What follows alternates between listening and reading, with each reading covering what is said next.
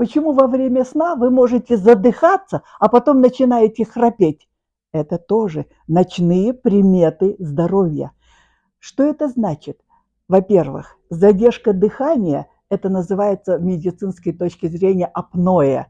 Задержка дыхания – это эволюционно наработанный механизм. И вот такой задержкой дыхания обладают все млекопитающие. Выяснено, что задержка дыхания – это способ адаптации организма к недостатку кислорода. Вы спите, а организм сам себя готовит к недостатку кислорода. И апноэ бояться не нужно. Хотя внешне это выглядит очень... для того, кто наблюдает, выглядит, что человек вот-вот умрет. Не бойтесь, все спокойно.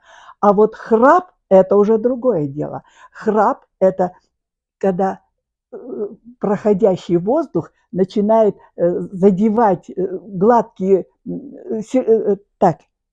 мышцы и слизистую оболочку носоглотки, и она начинает вибрировать, и это дает храп. Вот храп уже говорит о болезни, поэтому храп может говорить еще и о другом, что вы неправильно подбираете подушку для сна.